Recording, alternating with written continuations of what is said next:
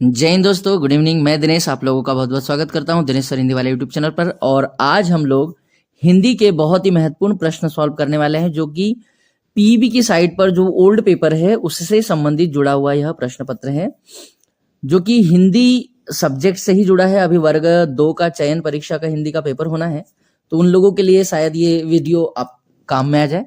तो आप लोग ज्यादा से ज्यादा ये वीडियो को लाइक और शेयर जरूर कीजिए। और वीडियो शुरू करते हैं। सबसे पहला प्रश्न इसमें लिखा हुआ है, 31 नंबर का प्रश्न है,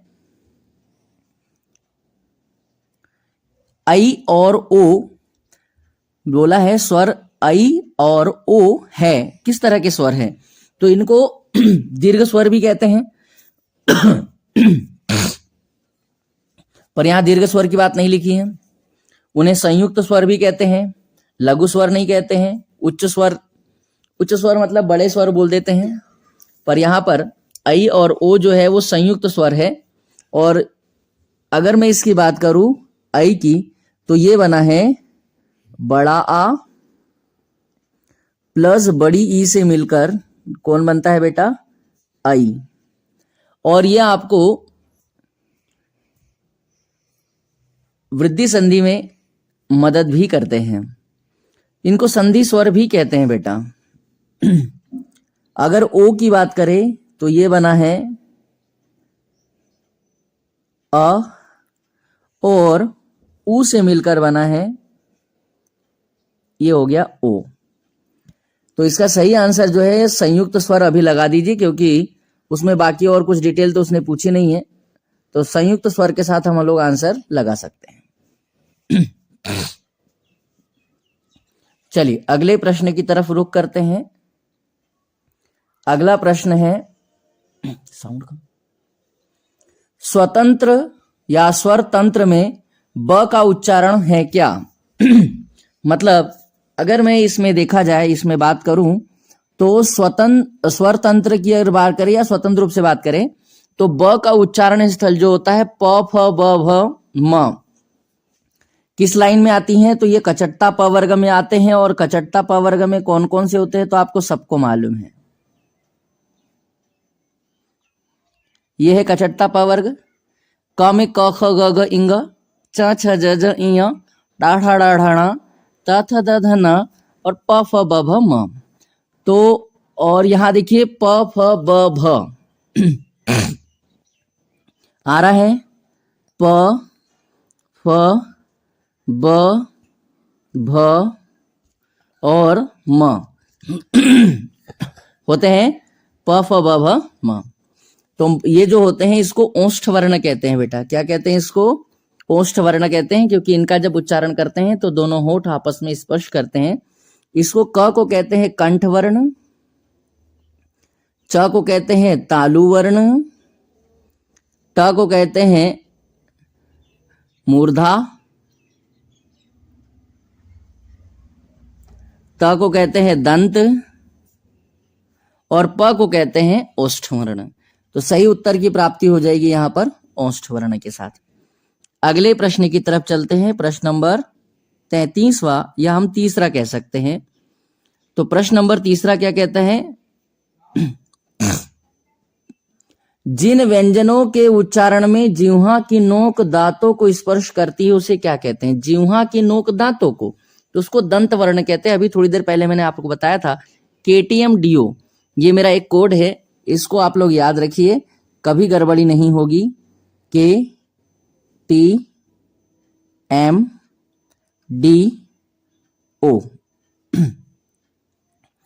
के से हो जाएगा कंठ वर्ण, टी से हो जाएगा तालु, एम से हो जाएगा मूर्धा, डी से हो जाएगा दंत, और ओ से हो जाएगा ओष्ठ। तो इसने पूछा है, कंठ मतलब होता है जहां से कोमल कंठ से निकलते हैं वर्ण, उसको कंठ कहते हैं। तालु, जीभ की नोक तालु को टकराती है दांतों के पीछे। मूर्धा, जीभ की नोक उलट कर तालु के पीछे जो मूर्धा है उसको टकराती है। दंत ओष्ठ में क्या होता है? दंत वर्ण में क्या होता है कि दांतों को जीभ जो है अंदर से टकराती है। तो उसने यही पूछा है कि जीभ की नोक स्पर्श करती है कहां पर? दांतों पर। तो दांतों में आ जाएगा कौन सा? तो इसको कहते हैं दंत वर्ण, या दंत की जगह उसको दंत्य वर्ण भी कह देते हैं हम। और दंत में कौन कौन से होते हैं? तो त, थ, द, ध, न। जब उच्चारण करोगे तो यह भी बन जाएगा, उच्चारण भी बन जाएगा। अगला प्रश्न, मानक हिंदी का अर्थ क्या होता है? तो मानक हिंदी या स्टैंडर्ड हिंदी अगर कहे तो हिंदी का परिनिष्ठित या निष्ठित, या हम कह सकते परिष्कृत या बदला हुआ या शुद्ध रूप मानक रूप कहलाता है। जैसे आप लोगों ने एक शब्द सुना होगा या यूज भी करते हो, बोले राधा गई और राधा गई, इन दोनों में मानक रूप कौन सा यूज किया जाएगा? तो मानक रूप में स्वरों को स्थान पहले दिया जाता है, बाद में स्वरयुक्त व्यंजनों को दिया जाता है, कुछ वर्ण कुछ जगह पर छोड़कर। हम प्रयोग दोनों का कर लेते हैं, परंतु सही अगर पूछा जाएगा तो ये वाला जो लिखा गया ना, गई स्वर वाला, ये सही माना जाएगा। तो इसको कहते हैं परिनिष्ठित या परिष्कृत या शुद्ध या बदला हुआ या परिवर्तित रूप।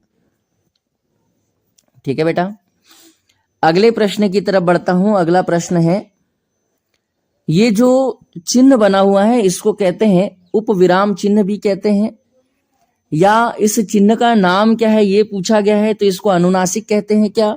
तो बेटा अनुनासिक का चिन्ह जो बनता है वो इस तरह से बनता है, जिसको हम लोग चांद बिंदी कहते हैं। आज के बाद चांद बिंदी नहीं कहना, उसको अनुनासिक कहना। क्या कहना बेटा? अनुनासिका कहना उसको। चलो मैं फिर से बनाकर बता दे रहा हूं, ऐसे लाइए और ऐसे बनाइए, जिसको चांद बिंदी कहते हैं आप। इसका नाम अनुनासिका है क्योंकि इसके उच्चारण में वायु मुख और नासिका दोनों से निकलती हैं, मुख प्लस नाक से। ठीक है बेटा, अगला देखिए, अगला जो नाम है वो है अनुस्वार, और अनुस्वार जो है वो इस बिंदी को कहते हैं जिसको आप लोग अम की बिंदी कहते हैं, और इसका उच्चारण होता है केवल नाक से। ठीक है, और ये जो दोनों बिंदियां यहां बनी हुई हैं, इन बिंदियों को कहते हैं बंधु विसर्ग, इसलिए आपका सही आंसर हो जाएगा सी। और इस विसर्ग को कहते हैं अयोग वाहक स्वर। क्या कहते हैं बेटा? अयोग वाहक स्वर कहते हैं। और हलंत तो आपको पता है, जैसे अगर मान लीजिए कहीं पर हलंत लिखना है, तो जैसे महान शब्द पहले जो लिखे जाते थे, जैसे ये महान शब्द लिखा तो उसमें ये जो लगी है स्वर रहित व्यंजन को लिखने के लिए उसके नीचे तिरछी रेखा जो खींची जाती है उसे हलंत कहते हैं। समझ गए हलंत की परिभाषा? पीएससी मेंस में यह क्वेश्चन आया हुआ था। अगला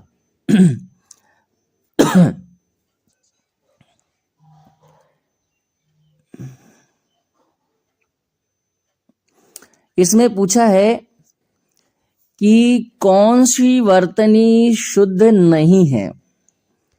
तो जो पहला शब्द है वही गलत है, क्योंकि पूजनीय होता है, पूज्यनीय नहीं होता। सही क्या होता है? पूजनीय, ऐसे लिखते हैं, पूजन प्लस ईय प्रत्यय के साथ। और सानिध्य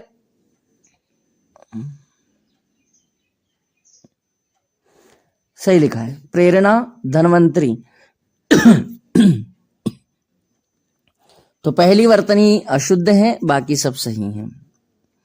अगला, शुद्ध वाक्य की पहचान करना है। शायद वर्षा होने की संभावना है। शायद, इसको संकेतवाचक वाक्य के साथ या संदेह के साथ भी लिख सकते हैं। वर्षा होने की संभावना है, वर्षा होने की संभावना है, ये गड़बड़ हो गया, क्योंकि शायद वर्षा होने की संभावना है। इसमें पहले शायद शब्द वगैरह, शायद, संभवतः, लगभग, ऐसे शब्द लिखे जाते हैं। संभवतः वर्षा होने की संभावना, तो यह संभवतः और संभावना ये दोनों शब्द जो है ये सही मेल नहीं खा रहे हैं। यहाँ शायद शब्द सही है, शायद वर्षा होने की संभावना है, या संदेह या शंका जाहिर की जा रही है। ठीक है। अगला, यदि परिश्रम करोगे तो अवश्य सफल होंगे। वाक्य जो है इसमें देखो ये मिश्रित वाक्य है बेटा। किस प्रकार का वाक्य है ये? मिश्रित वाक्य है। क्योंकि इसमें शुरुआत हुई है दो उपवाक्यों के शुरू में अगर अव्यय लगे होते हैं, ठीक है, तो उसे हम मिश्रित वाक्य के साथ जोड़ते हैं। जैसे यदि तो, इसलिए तो, नहीं तो, क्योंकि, जबकि, यथा संभव, यथा, यथोचित, ऐसे कई सारे शब्द लगते हैं। ठीक है, जितना उतना, जैसा वैसा, इसका उसका, इनका उनका, इस तरह के शब्द दोनों वाक्यों के प्रारंभ में लगते हैं। जैसे परिश्रम करोगे, सफलता या सफल होंगे, ये दो अलग अलग बातें हैं। उनके बीच में देखिए शुरू में पहले में लगा है यदि परिश्रम करोगे तो अवश्य सफलता मिलेगी। तो एक का होना दूसरे पर आश्रित है, इसलिए कई बार इसको मिश्रित वाक्य के रूप में पढ़ते हैं और ये सही भी है। तो ये जो वाक्य है बेटा, ये मिश्रित वाक्य है। कौन से वाक्य का उदाहरण है बेटा? मिश्रित वाक्य का उदाहरण है। और संयुक्त वाक्य का उदाहरण क्या होता है? तो दोनों के बीच में एक अव्यय लगा होता है जिसको संयोजक अव्यय कहते हैं। जैसे पर, परंतु, लेकिन, किंतु, और, इसलिए, या, अथवा, एवं, तथा, अतएव, अतः, इसलिए, जो कि, चूंकि, क्योंकि, ताकि। अगर इस तरह के अव्यय बीच में लगे हैं दोनों वाक्यों के बीच में, तो उसको हम लोग संयुक्त वाक्य कहते हैं। और एक होता है सरल वाक्य। और सरल वाक्य की में क्या होता है कि किसी चीज के होने का बोध कराया जाता है सरलता से। चलिए आगे बढ़ता हूं, मैं थोड़ा सा अगले प्रश्न की तरफ बढ़ता हूं। खाने को पचाने वाली अग्नि को क्या कहते हैं? तो जो पेट में खाना पचाने वाली आग जो होती है उसे जठराग्नि कहते हैं। क्या कहते हैं बेटा? जठराग्नि। और ये जो दावाग्नि लिखी है इसको कहते हैं जंगल में लगने वाली आग। क्या कहते हैं बेटा? जंगल में लगने वाली आग। याद कीजिए, जिन लोगों ने मुझसे कभी क्लास में एकार्थी पढ़े होंगे उनको याद होगा कि मैं तीनों शब्द एक ही जगह पर लिखवाता हूं और ये सारे क्वेश्चन मैं करवा चुका होता हूं बच्चों को क्लास में। बड़वाग्नि मतलब होता है समुद्र में लगने वाली आग। ये किसके लिए यूज किया जाता है बेटा? समुद्र में लगने वाली आग।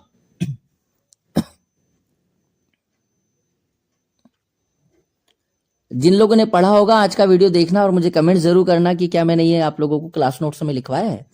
समुद्र में लगने वाली आग।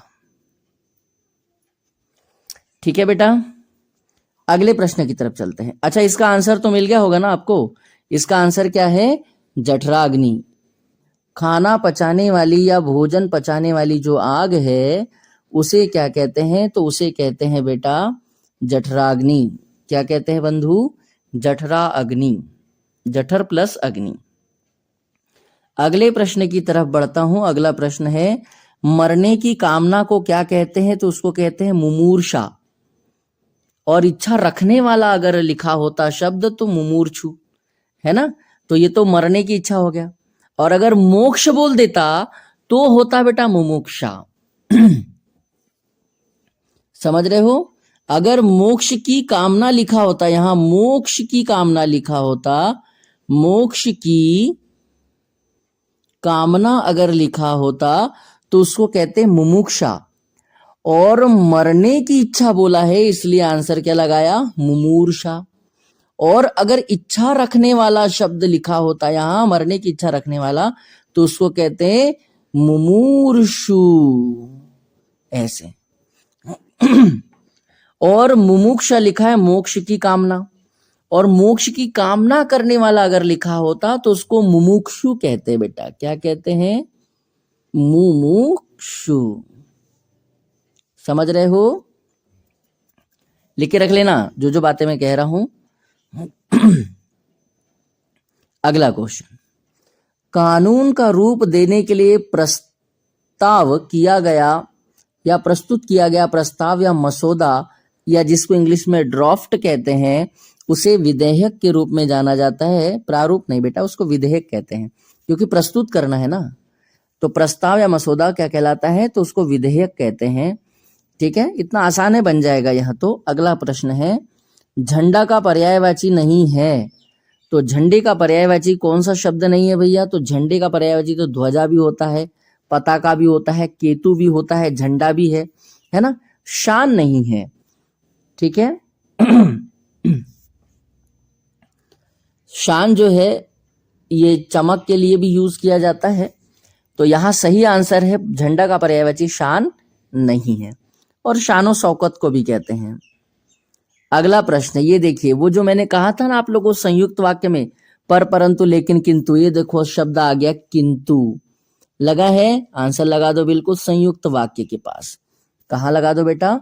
संयुक्त वाक्य। शिवा की रुचि खेल में नहीं किंतु कला में उसकी विशेष रुचि है, किंतु शब्द लग गया।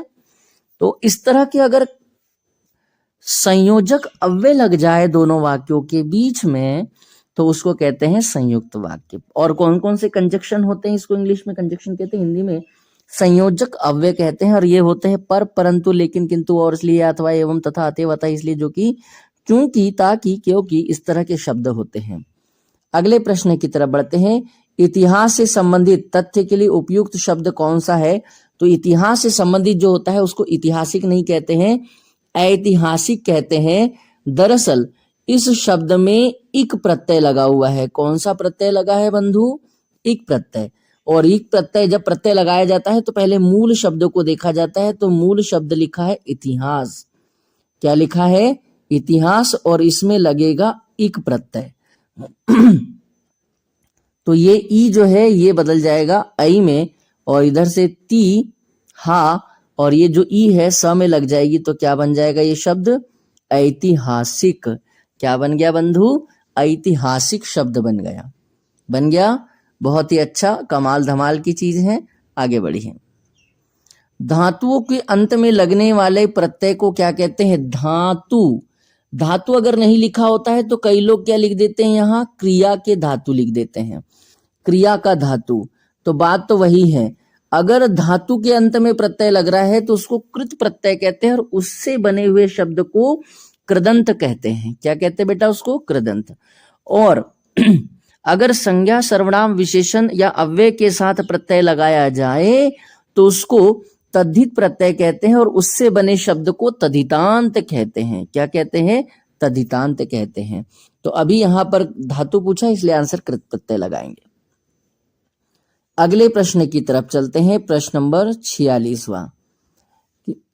उपसर्ग रहित शब्द कौन सा है? उपसर्ग। अब आपको उपसर्ग का मतलब पता होगा कि किसी मूल शब्द के पूर्व में, प्रारब्ध में, शुरू में या आदि में कोई अव्यय या शब्द लग जाए और वो उसके रूप को बदल दे या परिवर्तित कर दे तो उसे उपसर्ग कहते हैं। जैसे निर्मला की अगर बात करें, ठीक है, तो इसमें उपसर्ग हो जाएगा निर प्लस मल प्लस आ प्रत्यय, हो गया निर्मला। अगर बात करें सबला में तो स प्लस बल या बला कर सकते हैं, बल प्लस आ कर सकते हैं। सुनैना की अगर बात करें तो सु प्लस नैना हो जाएगा, अच्छे नैना हो जाएगा, है ना, सुंदर नैना हो जाएगा। सबल मतलब बल के साथ, और निर्मल का मतलब हो जाएगा बिना मल के, है ना, निर मतलब होता है बिना या रहित। और किशोरी शब्द में किशोर प्लस ई प्रत्यय है, तो यहां शब्द हो जाएगा, हमारा आंसर हो जाएगा बी। तो यहां प्रत्यय लगा है, इसमें उपसर्ग नहीं है, और बाकी के सारे उपसर्ग मैंने आपको बता दिए हैं। अगला प्रश्न देखिए, अगला प्रश्न क्या है 47 नंबर पे। नासिका शब्द है क्योंकि नासिका जो है वो तत्सम शब्द है, तत्सम मतलब संस्कृत, और इसका तद्भव रूप जो हो गया वो हो गया है नाक, तो ये हो गया हिंदी रूप, ये हो गया तद्भव और ये हो गया तत्सम। तो सही आंसर हो जाएगा इसका नासिका का नाक। ठीक है, 2 प्रश्न और है, मैं 50 तक आज करवा दे रहा हूं, बाकी फिर अगले वीडियो में देखेंगे। निम्नलिखित में विदेशी शब्द कौन सा है? तो अचार भी है, मकान भी है, दोनों शब्द है। ठीक है, ये दोनों शब्द अरबी फारसी के साथ जुड़े हुए हैं। चलिए अगले प्रश्न के साथ चलते हैं। अगला प्रश्न है, 2 स्वरों के पास पास आने पर उनमें होने वाले रूपांतरण या परिवर्तन या विकार को क्या कहते हैं? तो उसे स्वर संधि कहते हैं, क्योंकि इसने 2 स्वर लिखा है ना। अगर 2 वर्ण लिख देता तो फिर संधि की परिभाषा हो जाती, और अगर 2 शब्द लिख देता तो समास की परिभाषा हो जाती। ठीक है, और अगर किसी व्यंजन का स्वर या व्यंजन के साथ मेल किया जाए और रूपांतरण हो जाए तो उसको व्यंजन संधि कह देते हैं। ठीक है। और आज का अंतिम और महत्वपूर्ण प्रश्न, परमौषध, परम प्लस औषध डबल डंडी लगी है तो इसको कहेंगे हम लोग वृद्धि स्वर संधि। क्या कहेंगे इसको? वृद्धि स्वर संधि कहेंगे। परम प्लस औषध परमौषध। मिल गया? तो आज के प्रश्न इतने ही पर्याप्त है, काफी प्रश्न हो चुके हैं। फिर इसके आगे कल हम लोग चौकन्ना जो प्रश्न है यहां से शुरू करेंगे, 51 नंबर के प्रश्न। तो आज के लिए इतना ही। अगर वीडियो आप लोगों को पसंद आता है, मेरी बातें समझ में आ रही है तो वीडियो को लाइक और शेयर जरूर कीजिएगा। जय हिंद, जय भारत।